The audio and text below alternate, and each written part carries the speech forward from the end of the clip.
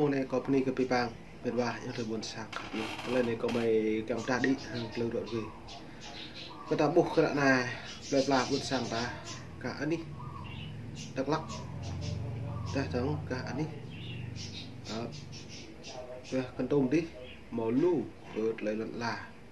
nó buồn sàng tạm được rồi bự bây giờ tôi ngại mặt sạt giờ nó mệt vả cắt lời này hiếm bạn cắt thằng chim nó như lu cái pi bằng cái mày bô cái dòng tề bị mà là lại cắt lời đoạn về lại tôi nhô lại hiếm bạn rồi để kinh ngạc bị cái hẹp cái bô đoàn cái bô đứt như lại giờ này lại pi bằng bị cái con tô hắn đi hiếm bạn lại cái tùy thầu bô đây cái tô hắn đi hiếm bạn cái tùy thầu nó mạ lại cái con phải hẹp đôi như này mấy độ của Việt Nam mới thâu như này vẫn là một nạ mấy cái lạ sang độ mấy đồng lớn như này như hẹp tôi nhiều ta là bình luận tại nhà hàng của mình rất mệt vả cắt này lại bị lệ nói anh ta lại này mới thâu bây giờ nạ buồn sang là cô phun lượt nạp tạp quá rồi nhưng phải hẹp sẽ này nhô nó lại trình tổ mạng rõ bằng sát bữa bằng huyền bữa bằng tinh xem như có minh mà hả có lời nhập hẹp nó lấy tụ do cái đã buồn sang như bố mà cứ chấp cái đã vẽ nhưng mà chấp sam tàn được nó lại mày đúng ở sắp lời đoạn ruồi nó lại bây giờ mày keng và đi và mày bố bây giờ mày cờ ruồi lên mày hẹp nó lại mày mo làm lên mày mo video mày mặn mày chi lên mo rút video mày play rằng lặng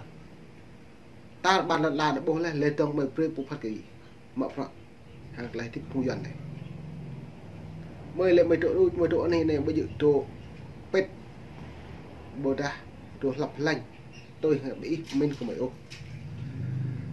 nó lấy từ đã bị lệ khinh bị một lần xe đi thao làm art ấy lệ đi mít có mày lại bùng làm art đi mít có mày lại bùng thao đòi hiểu nó em mít của mày trong mày bị bằng mày thao mà bị lệ của mày xem tao lại nó bị thao mà làm art như bị bùng ngạ lại do cách ít lần đang xóa lại do cách ấy lệ rồi kéo tao đã buồn sàng đầy cả ta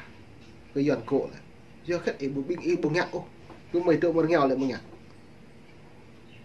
cô này cả thâu lại xạ huyền tính nhau xăm như bố mẹ nó mông cả hay lắm mới sẽ bước tới hẹp bằng tay nhau lấy pi bằng tay nhà của tay nhau ngạ giờ có kết bàn hay nhiều hay đây nhiều kết bàn có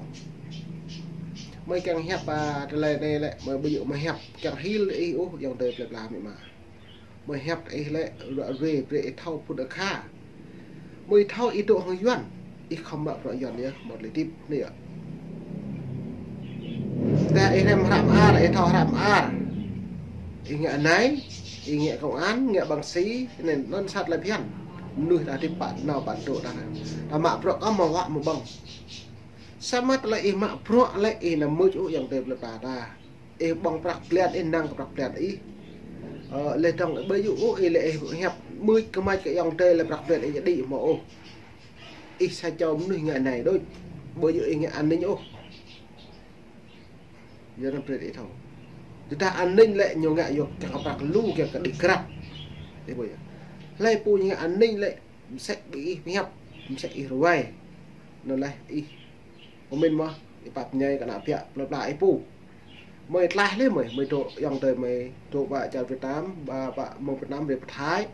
lên đạp cố đạp Campuchia đạp Mỹ đạp lũ chăn còn đời mày lại lên mày máu bị đòn hàng cộng sản Việt Nam bố sao mà mày đã này mày vừa ta mày đoại là bây giờ một đợi cái học trò sao bây giờ đấy mày đoại nó lại mày càng mạ pro bạc ra cả nạp buồn sang một nhà đầy cả đã một lần ngay lần la tập pu kia kri tập pu khoa tập pu ai dạ tập pu nó tất cả tập pu kia đồ tip hàng bình pip ít thao lấy pip hàng nụ nhiều para pip lại nhà tip mỏng ya như thế bò mò ru bò mò tạt pip ở bên như nào nhưng bột nó sẽ bò mò para lấy cái giòn đây cứ ta pol tam nụ chứ bà ta mọc tát là mò ru này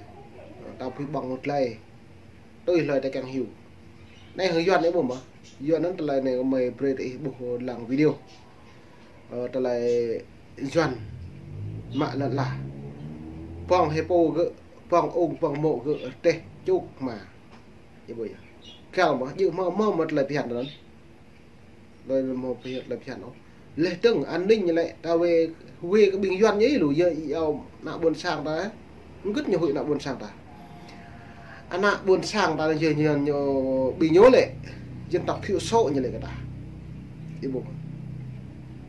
xem dân tộc thiểu số do cất lại nhiều về ta những bộ bị bình doan ấy lù do cất nhiều hội cái ta thâu mà giống thế như thâu do hội ta do ta như thâu ta lần là ta po mà về ta po kéo tàu tập bộ ấy dạ tập bộ giờ nó rất nhiều về ta bây giờ nhiều về trong bây giờ nhiều về ta lại tang bữa đã khơi ô nhiều về lại vậy một phút một lần nhiều về lại nhiều hội im ta đi cái pít bằng pro thì như ngã sát pro như xị lần la pro như prai nó prai la pro như lùm tạt lại tiếp là như ngã giờ nó nhiều về cái ta nó ta lên này mày pre thì làm video có pi bằng rẻ ta lấy doan ngã sát cái nó buồn sang ta nó ít lần rụt lon này thì kia là các lực lượng cơ động có cả phóng viên không rõ của đài nào. Chủ nhà và người thân đã quyết định cắm cờ để thể hiện chủ quyền. Trên những ngọn cây cao cũng có cờ thể hiện chủ quyền của mình, chủ quyền hợp pháp về cái khu đất này. Dạ.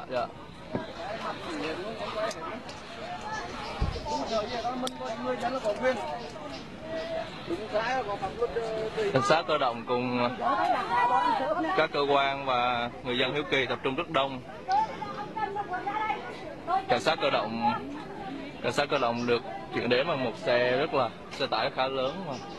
khá đông cảnh sát cơ động.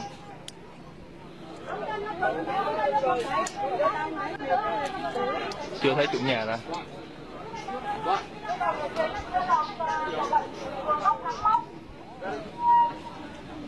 Đang yêu cầu tôi có máy quay con bà đó.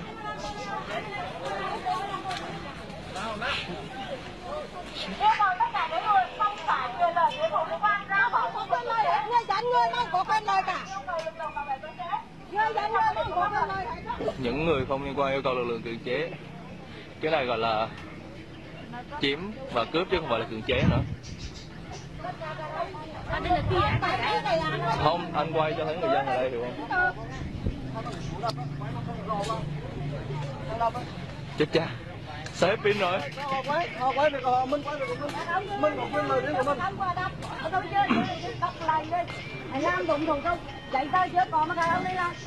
Người dân tập trung rất đông.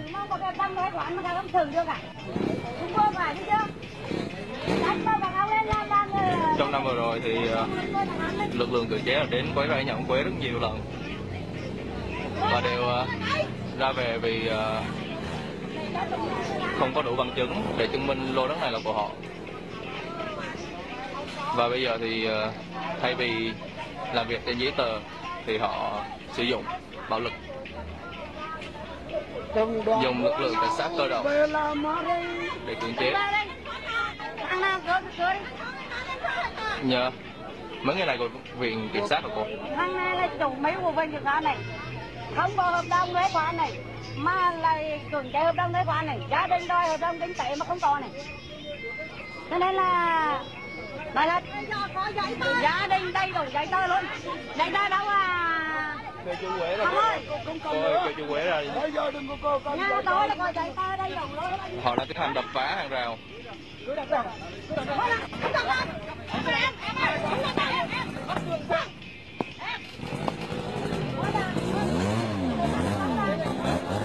Ngoài kia là cơ máy đang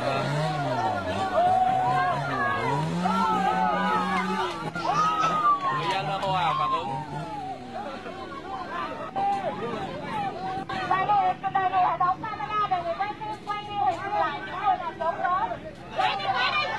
là những người mà quay phim và đứng ở trong đây là chống đối. Đây là thầy Lương, giáo viên dạy toán của trường trung học tháng 10 ở ngay gần đây. Họ đang bắt đầu tiến hành đập phá hàng rào. Chú ơi, cho cháu xem.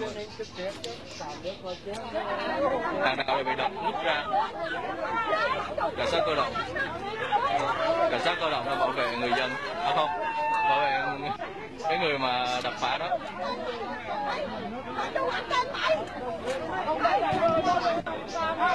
Đây là người của An ninh TV.